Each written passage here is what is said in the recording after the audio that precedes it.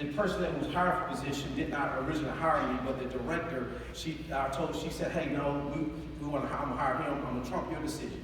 I get in the organization, start working, doing good. The same person that showed me favor later, I don't know if it was envy, I don't know, but I know she didn't like me anymore. She fired me. So I was doing my job. Only thing I come up with, she was liking me until she came. I heard she came. I didn't invite her to work. I heard she came over to my house. This has been almost 17 years ago. And I'm like, everything changed since then. I didn't even invite her to my house. She was gone, so she heard that I had a house bill. And I know the next thing, a couple months later, I knew I was let go.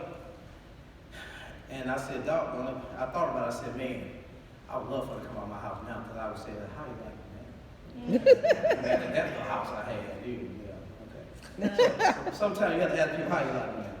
So I'm getting the picture in your head. I want to talk about this thing, is that Joseph was a person who knew, understood that God had given him a calling, had given him a purpose for life. And he had shared it with his brothers, and Joseph went forth, and he believed God. But what God, I will tell people, God will tell us at the beginning where he's taking us to. But it's in between that he doesn't tell us how that's going to work out. He didn't tell Joseph, your brother's going to hate you once you share the dream. He didn't tell Joseph that he was going to be accused of something he didn't do and go to prison. Mm-hmm. He didn't tell Joseph that you're going to go to prison and then someone tell you, I'm going to hook you up, and they forget about you for about 2 years, and then they come back and they need you, and then they come and get you. He didn't tell Joseph all of that. See, a lot of times we understand what we're pursuing, but we don't understand the process to how to get there. And the process is what really makes us to become what God is called us to be once we get to there. Mm-hmm. Well, a lot of times we try to get off focus in the middle, in the midst of the process. How many of you would have been like Joseph when you had all your brothers, not just one of them, but all of them? I think I can't remember, I think it was like 11 of them, or 10 of them, something like that. And all of them schemed to shut you down. All of them. And he now is in power over their lives. He can destroy them. He can hate them. Or he can love them. I'm going to show you, let's talk about some things that Joseph did. And I want to show you how to be a powerful leader, how to be. I tell people, anything that you're called to do, that's your place of leadership. Whatever it is, that's where your place is. Your place of whatever you're called to do, you have the responsibility to take control and lead it. So let me talk to you a little bit, and I'm going to preach a little bit, talk to you a little bit, and teach a little bit. A couple of things I want you to note that Joseph did. Did you notice that the first thing that he did not spend any energy on what they did to him? What a lot of people do, not you, but a lot of people, as soon as they know they want to tell you did so and so to me, and it ain't right on what you did 50 years ago, and we never talked. I can't believe. No, he didn't do that. Joseph, matter of fact, the Bible says that we see here, he asked for, where is my father? Is he yet alive? I would like to say here, Joseph did not judge them. He gave grace to them and forgave them before they even asked for it, because that wasn't important what they did to him, because he is where God wants him to be. So he didn't spend no energy on talking about what they did to him. He talked about what was important and significant to him. Where is my daddy? Is he still alive? How many of you spend so much time on what people have done to you versus spending more time on what's significant to you? It's about where you are, where you're going, and what God is calling you to do. I tell people, stop spending energy on negative stuff, on negative people, on people who are not for you. Joseph, like you really did not help me to get to where I am. It was a part of the plan, but that negativity is not going to help me. Tell somebody, stop wasting energy on people who didn't help you. Stop wasting energy on them. Stop wasting energy on them. Joseph did not waste any energy on talking about the past and talking about what you did. Joseph had what God told us to do. He told us to forgive. And he told us do not judge. So Joseph did not judge him. He did not judge his brothers. He just loved them. He talked about what was significant. Where is my daddy? Is Pop still alive? I ain't seen him in 14 years. What's going on with the old man? Now watch what he did. Now I'm in verse 3. It says, and Joseph said unto his brothers, I am Joseph. Do my father yet live? So he focused on what you done did. He focused on what's significant. And then he said, and his brethren could not answer him. Why do you think they couldn't answer him? They was afraid. They didn't know what this joker was going to do. They didn't know what this Hebrew was going to do to them. So they were like, I know what I would do if it was me in another situation. But they have no clue what this Hebrew that was an Egyptian leader that was going to do. So watch that. Them jokers just got quiet. He said, for they was troubled at his presence. So imagine, they saw him, he was 17, now he's like 30, or maybe about 31, 32 now, because he just went by. And just imagine when he looked, he was healthy, he had on the king clothes, and they was like, this is a joker we tried to destroy. We sold him in prison. Who go from prison to the priest? Who does that? I'm going to tell you who does that. A person who know God and stay focused to God and know that they can do all things through Christ who strengthens them. But that is the person who can go from the trailer park to the mansion, baby. I don't care if you can go from whatever situation you're in. When you put God first in your life and you trust God more than you trust what people say or think about you or do to you. That's how he got from the bottom to the top, baby. Yes, he didn't spend no energy on what they needed to. He focused in on God. Watch this. Then he goes on to say, he said, in verse 4, Joseph said unto his brethren, come near to me. Come near. I don't know how far they were away or how close they were. He was like, come a little closer. Now, you think about somebody you don't get wrong, that you put in the pit. You want to kill them, you hate them. And they said, now come close to me. You know how little kids do, they get a whooping, say, come here. And then you stand over there, they do this right here. That's probably how I would have did knowing that I was the hateful one. I probably would have been taking those things and come a little closer. And the reason why I know that they didn't come freely because he said he prayed for them. He tried to get peace in their heart. Look here, I ain't got no hatred against you. That's right. I ain't even thinking about what you did. Man, I'm the prime minister. Why are you worried about what you don't get me? Why are you still worried about what folks have done to you and all the blessings God will put in your life? Why are you still worried about that? See, are you willing to forsake that to deal with mess? See, sometimes I tell people, listen here, I don't came too far to deal with your foolishness, man. I'm good where I am. Why would I go back down where I came from to fool with you when God has brought me up to the top? See, it's amazing how people will leave the top to go down to fool with trash. It's amazing to me why they do that. I don't fool with trash. I just let trash keep talking and do what they got to do because I'm like, I know. It don't matter what place you put me in, what you do to me, I'm going to stay focused on God. So he prayed for them to put peace in their heart, let them know, I have no hatred in my heart towards you. That's right. Trust me. Then he goes on, he said, and they came near. See, when someone has done you wrong, sometimes you have to be the first, you have to be the peacemaker. You don't wait on somebody to make peace with you because they did you wrong. See, I tell people, don't mess up your blessing fooling with somebody who ain't trying to walk in the things of God. He made peace with them. He can make them comfortable. They come closer to them. See, we've been taught to keep our enemies away from us. Sometimes you need to bring them up to you and show them what God has done in your life. Then he goes on,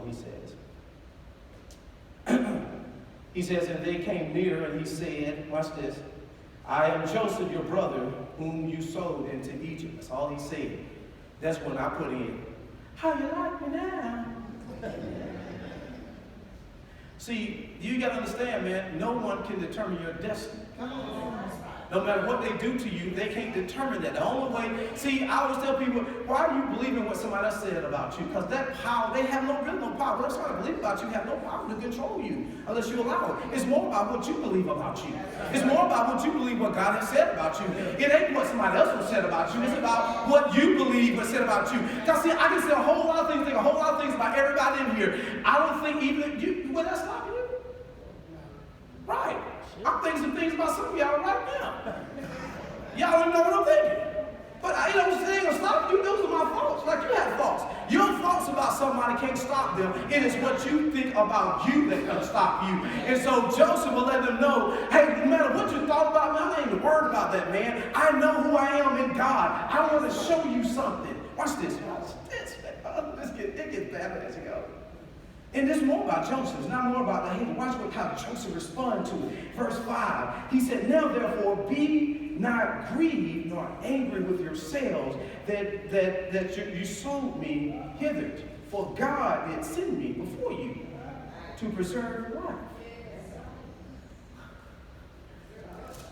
Joseph had empathy for them. I understand you probably are feeling some kind of way now. You did me wrong, and I'm not treating you wrong. So he even had an empathy for them. He can't have sympathy because he didn't do anything wrong. But he had an empathy for them. Because he know that they must be in them saying, you just kicking your own self. How did we treat our own brother? Now he's in charge of everything. And he said, listen here, don't trip. We're good. See, this is the thing. Look what his plan. He said that God have sent me before you to preserve life.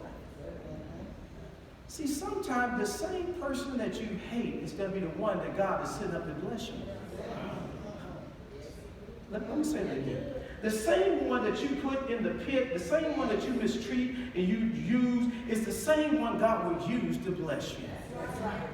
That's why you need to watch how you treat people. You don't know what call is on that life for your life. See, you can't live in this world by yourself. Everybody, we're here to connect to one another. I have something for you. You got something for me to make my life better. You just don't know what season you're going to be in and what you're going to need from me, what I'm going to need from you. So you might as well just go ahead and treat everybody right now so you don't have no anger in your heart about yourself and wondering, I need them, but I can't even ask. I'm afraid because I've not treated them. So just treat everybody right. That's right. You're going to need somebody. Yes, God is using Joseph to be a blessing to his brothers, to his families, and to the same ones that have mistreated him. Now, what if you had that call in your life, man? Will you help those and you got the resource to help them? And God has put you in a place and gave you the resources, and he said, now help them. Will you do it? If you don't, you won't fulfill your calling. The only person you're going to be hurt is yourself. Because we all have a calling on this earth to do something to be a blessing for others. Our calling is not about us. That's right. Watch this. I'm not finished yet. Verse 6, he said, for these 2 years have the famine been in the land, and yet there are 5 years in which there shall neither be earnings nor harvest. And God sent me before you to preserve your posterity in the earth and to save your lives by a great deliverance. He said, so now it was not you that sent me hither, but God. That's my but God. Woo!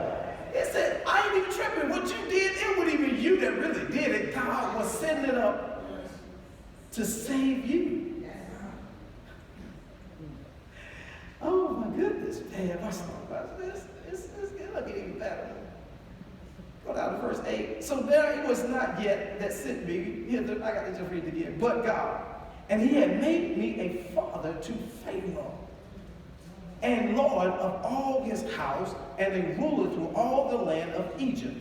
Verse 9, he said, haste ye, and go up, my father, and say unto him, thus said thy son Joseph, God hath made me Lord of all Egypt. Come down unto me, tarry not, and thou shalt dwell in the land of Goshen, and thou shalt be near unto me, and thou and thy children, and thy children's children, and thy flocks, and thy herds, and all that thou hast. Verse 11, and there will I nourish thee. For yet there are 5 years of famine, lest there and thy household and all that thou hast come to poverty. And listen, watch what he's doing. He's telling them, listen here, I have no part against you, man. He said, what I'm going to do, I'm going to take care of you. It's going to get rough. For the next 5 years, you've been 2 years in the famine. We got 5 more years, but I'm going to take care of you. I'm going to bless you. And I'm going to not only take care of you, but I'm going to take care of you and your children. The same man that they tried to kill is the same man that God uses to bless the next 2 generations. See, when you stay focused to your calling and not what people are doing to you, God will use you. He is the seed of Abraham. God told Abraham, he said, Abraham, I bless you to be a blessing to what? To all families on the earth is blessed. He never did say, Abraham, I sent to bless you so you can bless those who you like to bless. He said, no. He said, I have blessed you to be a blessing to all families on earth. That means all, even those kinfolks you don't like, those friends at church you don't like, those friends at work you don't like, that boss you don't like, that whoever you don't like, that ex-wife, that ex-husband you don't like, whoever it is that you don't like, they're part of the all. See, we all have a gifting and a calling to be a blessing to all. Whoever you come in contact with, that's part of the all. Who are you still having? You got energy on some negative stuff, and you're not using your gift to be a blessing to. Because when you use what God given you, you will see the blessing flow freely through your life, because you'll understand that it's not about you. It is about the kingdom of God. And my job and your job is to do what God has called you to do. Joseph was called to be a leader. All right. Joseph was a great leader. Joseph, let me tell you a couple of things. I wrote Joseph. A couple of things when you see a good leader. If you were called and be a leader, a couple of things we see with Joseph. Joseph had a strong sense of security. He understood who he was in the midst of his trial. Number 2, Joseph had a strong sense of identity. He understood what God had called him to do. He was focused to what God has called him to do. Joseph had a strong sense of purpose. We just talked about it. He knew that he was sent here to take care of his family. God gave him strategies and wisdom how to prepare for a 7-year famine in the land and how to resource everybody who was in the land.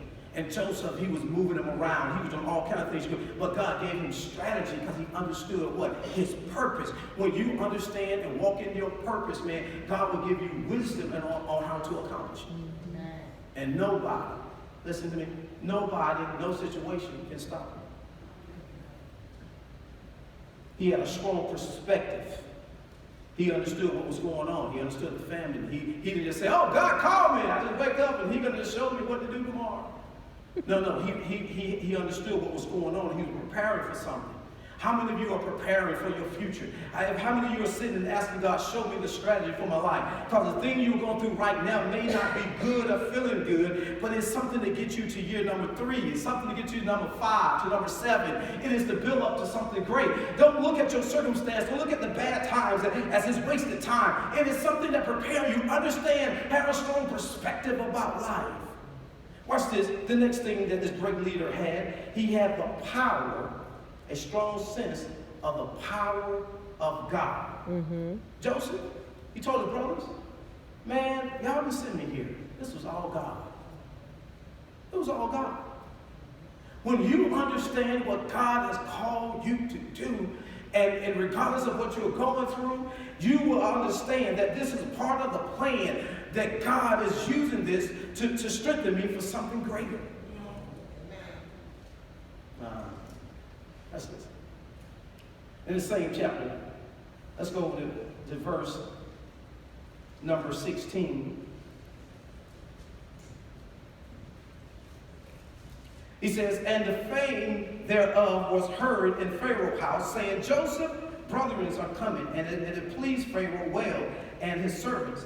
And Pharaoh said unto them, he said, do this, latch your beasts and go, and let you unto the land of Canaan, and take your father and your father's household, and come unto me, and I will give you the good of the land of Egypt. and you shall eat the fat of the land. Now these are not Egyptians.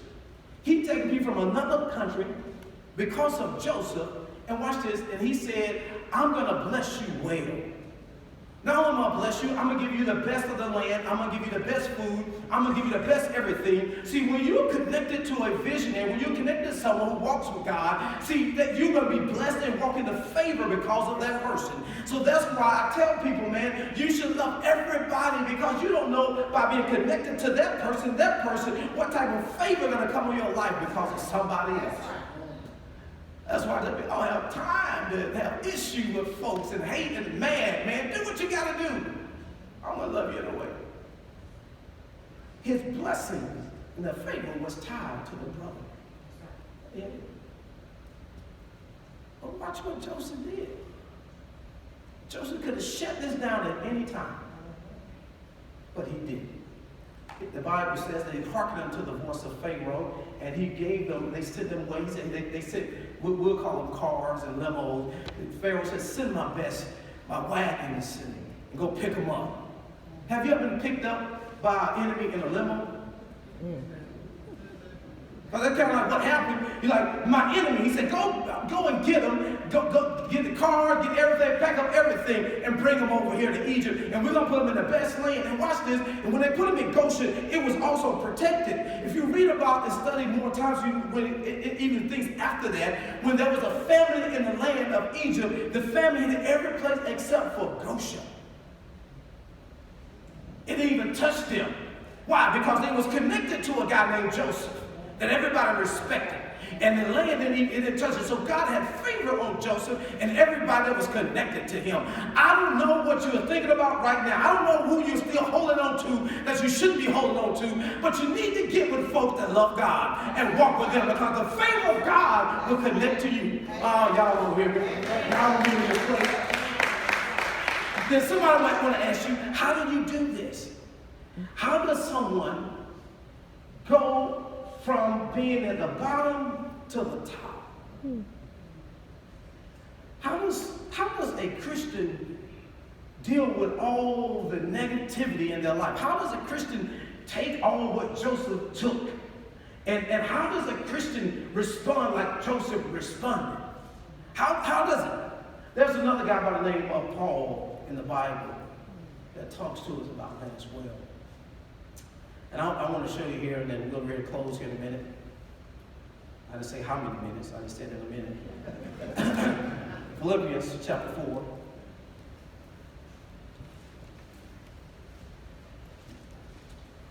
God has been just dealing with me about staying focused, man, that we all have things that come at us every day, man, that's trying to get us off our focus. And our focus is God. Every day there's something going on trying to get us unfocused on what is significant and what's important in our life. Every day somebody says something, do something, they're trying to get us unfocused.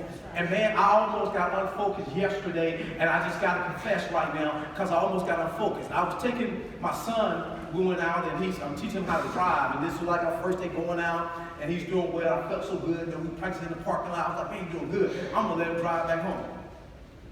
And so, you know, I'm a little afraid like that. And so as we was going back home, because I really was trying to encourage him, give him confidence, that, hey, I trust you. But at the same time, we drive back home, I'm praying, I got my hands ready to grab the wheel and unbuckle the seatbelt and jump over in the seat and start driving that car, and all at the same time. Yeah, that's what I was thinking about that. I said, you get out of hand. But I was calm. We get into the way we're going to turn into our subdivision, and there was a car coming, but he could have made it, but you know, he's the first time driver. And then he finally started turning, he was taking the time, you know, like he was driving his days and trying to get up in there, right? And then as the car behind us, as he turned in there, Paul started blowing the horn. Oh man, I almost lost everything. Thank you, Jesus. I blow the horn back. I'm like, this is a crazy thing. Y'all pray for me because sometimes I was almost not praying, but I really was hoping that they were going to come turn around. Seriously, so don't say pray about it. I said, Lord, thank you that he didn't come. Because I wonder, because I'm almost home. I wish you would. And I would let them know, this is a 15-year-old trying to drive. You're here, boy, what's wrong with you? I wish they would try me. Because, you know, I had my little sweat top, but I had my little muscle shirt up under. I'm going to take it off. Oh, God. I ain't no punk. You better let us know. Yeah, but I didn't do it, Will. I didn't do it. I had just worked out right before I took it to. So, you know when that blood flowing, you know, everything, the drip was flowing, the muscle come out. I was like, thank God, y'all been praying for me. But I kind of wanted him to come. I wanted to come. And I was like, and then you know how you pray, you're like, I hope it's a man. Ain't no woman in the car, because I knew I had to back down. But I was like, but they did come, so thank you.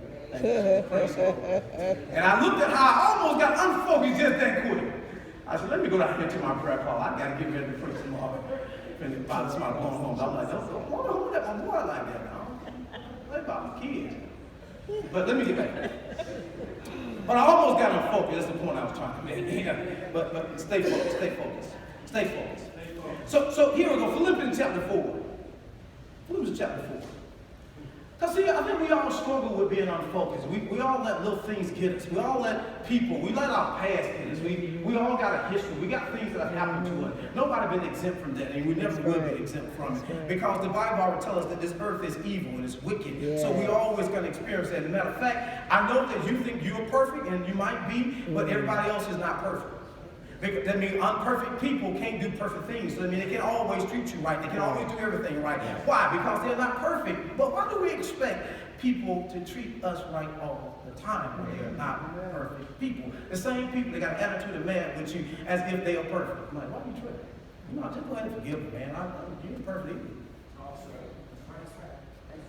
But we'll hold on to something.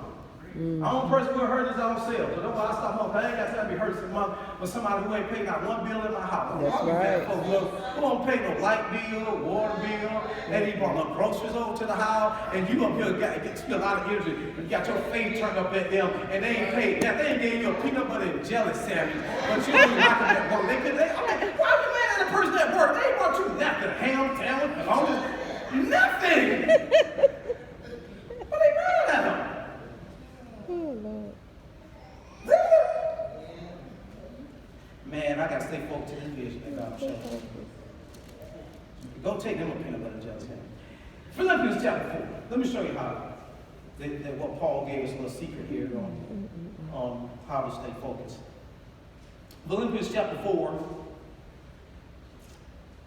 verse 10.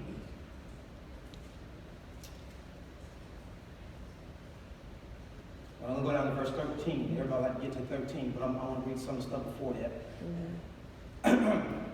Verse 10, it says, but I rejoice in the Lord greatly that now at last that your care of me have flourished again, wherein you were also careful, but you lacked opportunity. Verse 11, where I want to get to, he said, not that I speak in respect of want, for I have learned, watch this, what he learned, in whatsoever state that I am, therefore to be content. See, Joseph was content in the pit. Joseph was content in Pharaoh's house, and Joseph was content in prison. Joseph was content, so when he got to the blessing, he knew how to act because he had already been content through all of his struggles. That's why he didn't treat them bad, because he'd been content all of his life, rejoicing in the Lord. See, the reason why that we are holding on to stuff because we can't rejoice in the Lord. We can't be content in the situation that we're in. We always want to be on the top all the time, every situation. I don't know about y'all, I just know I ain't my best all the time. I mean, some of you, have you ever been a little slacking on your game? Yes. Yeah, let's just be honest, yeah. And so he said in every situation, he knew how to be content. He didn't let anything move him, man. I'm just trying to think about Joseph's temperament, man. How's he going through that? Joseph probably one of them guys. You see the person, man, every time you go, they just always smile. You know, you say, I don't like you. Man, I love you, man. I mean, he just like it, no matter what happened to him. Oh, man, I know you didn't mean to kick me. Oh, man, let me give you a hug. Joseph probably just walking around all the time, just always happy. Speaking to everybody, hey, how you doing? Hey, how you doing? Hey, how you doing? It's kind of like my brother Dwayne. He's like that. He talks to everybody, man. Hey, how you doing? You like a Joseph, man. Yeah. I remember when I first got to the WTC, he came in the parking lot, man. You know, I ain't never met him. I just talked to him on the phone, and he's like, hey, man, you know, he sponsored me when I get to the unit. Man, he probably one of the best sponsors I ever had in the military. He came by, he's like, hey, brother.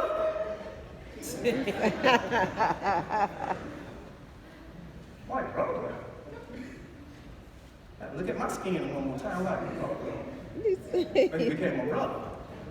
He started off like that from the beginning, just smiling and hugging. So that when I saw him, I had to give him a hug and pick him up. That's how he always do me. Every time he see me, I said, I'm gonna get him before he get me, because I knew he was gonna pick me up and hug me and pick me up down. I'm like, whoa, whoa. So I just got him first today. Yeah. So Joseph just was content in every situation. Joseph was broke, and he knew how to be content in being broke. Joseph saw everybody else getting promoted, and he stayed content. Joseph saw everybody else getting their house and bigger cars, and Joseph still was happy. Joseph, even if he was married and had a crazy wife, even if Joseph went through a divorce, Joseph still was content and wouldn't hate on the wife or husband, whoever, however y'all do it, you know what I'm saying? Joseph understood how to be content. Joseph was content eating the peanut butter and jelly sandwich, because one day he knew how to act when he got the steak and the filet beyond. But see, if you can't be content with the small stuff, I don't know how you expect to be content with the big stuff. See, we think because bigger it makes us happier. It doesn't. It's a state of mind. If you ain't content with where you are, when you get more, you still won't be content, because you always want more.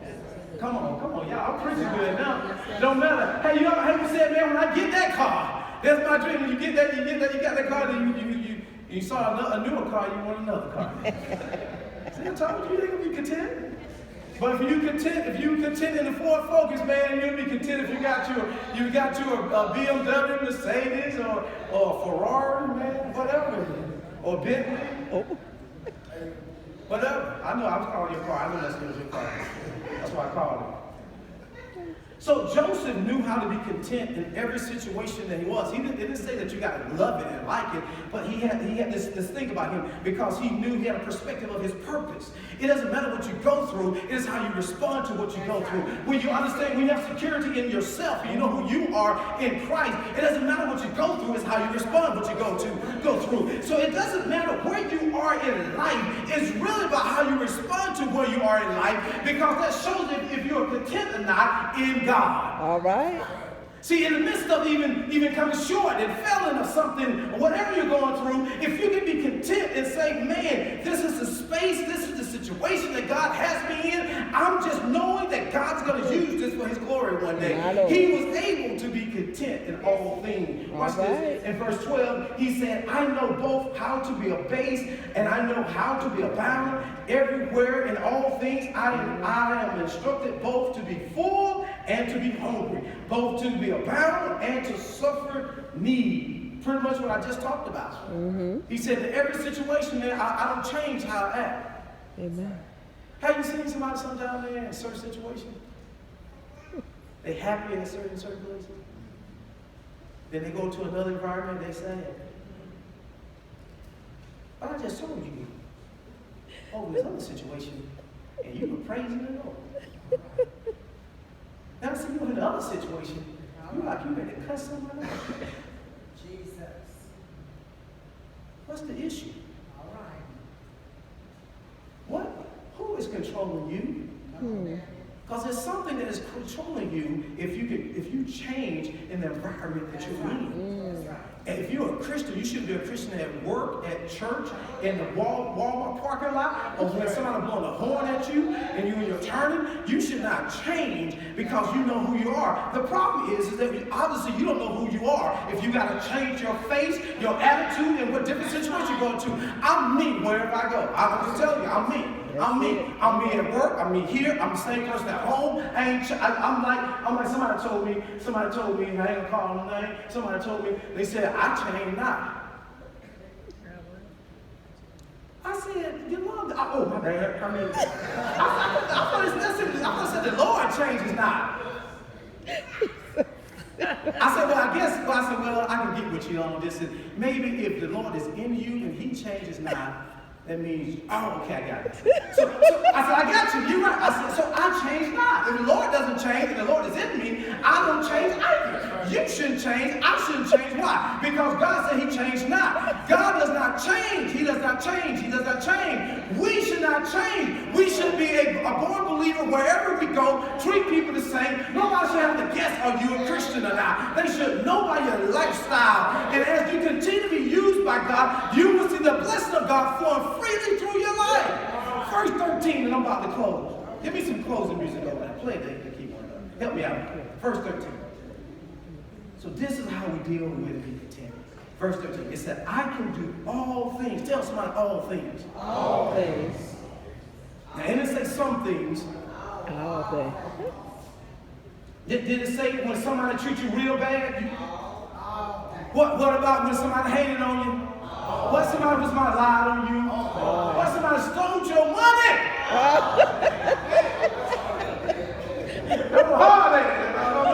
I'm doing everything for my money. No, that's all. Money for the all things. He said, I can do all things how? Through Christ, which strengthens me. See, whatever you have been through, going through, or will go through, you should not change.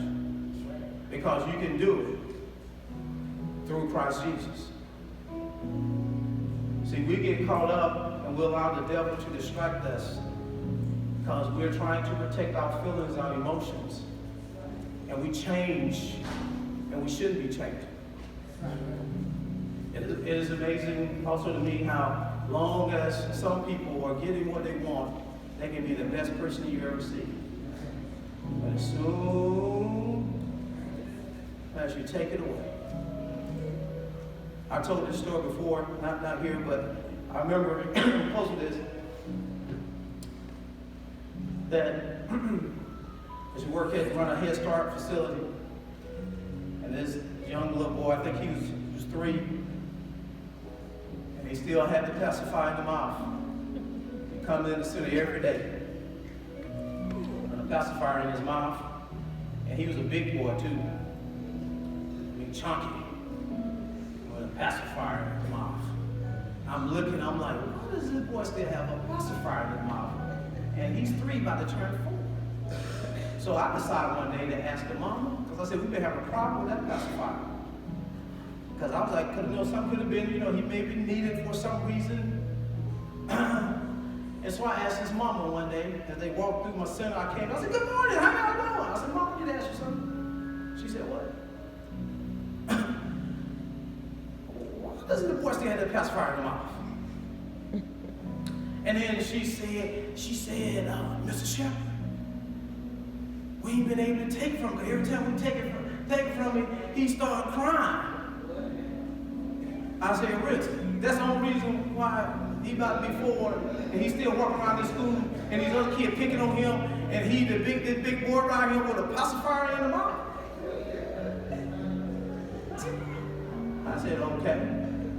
I said, I got this one, and you can't take it. He cried. I said, Josh, come here. He looking at me. Give me that pacifier. Put it on my back. Josh looked at me. I said, don't you cry. Pacifier gonna bye-bye. And you're not gonna get it back. I said, Mom, I'm going to work. I got this from you. She looking at me like, what just happened? I took the pacifier. And I told her, you can cry all you want to. You ain't getting it back, it's gone. Josh walked on to class. I said, Mama, give Josh no pacifier. If he cried, don't give it back. Josh never came back with a pacifier. Now, Mama might be letting use at home. She he couldn't come up my center with no pacifier no more. And about to turn 4. So what I'm saying is, see, as long as we continue to allow within ourselves to continue to cry, we stay going to find and use those things that keep us calm.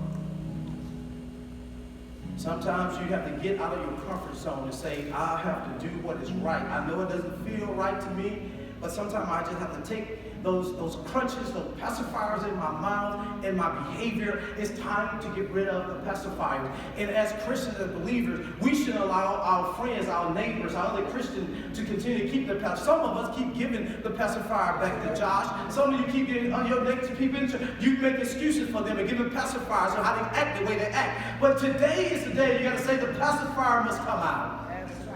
Let them cry. Let them be mad. Let them be angry. It's time to grow up. It's time to do what God called us to do. Let them, they'll stop crying. I just what I told her. I said, baby, Josh ain't gonna cry all day. He'll get tired somewhere. Let him cry himself to sleep. I don't care, but I'm not going to continue to let him have this pacifier in his mouth because I'm looking at him and people are going to pick on him. If you don't like, see that pacifier going to turn to something bigger. When he get older, it's going to be something else. What are you still holding on to? What is that pacifier you're still holding on to that you need to let go today? Who is that person? What is that situation that you're still holding on to? It is a pacifier. Let it go. It's not going to help you do what God called you to do. Let it go. Take it out. Be free today. So let all the anger go. Be free. Take the pacifier anger out. Let it go. Hatred, let it go. Yes. Disappointment, let it go. Rage, let it go.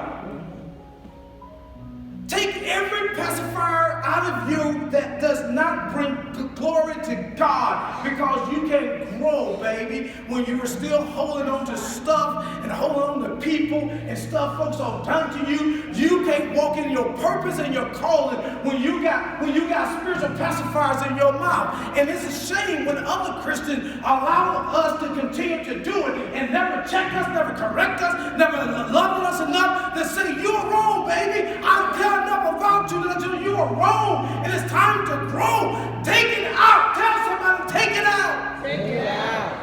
And then when you take it out, you say, how you like me now?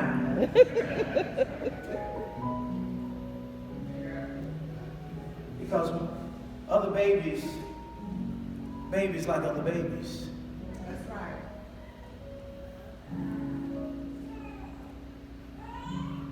See a little baby cry now. Put that pacifier on.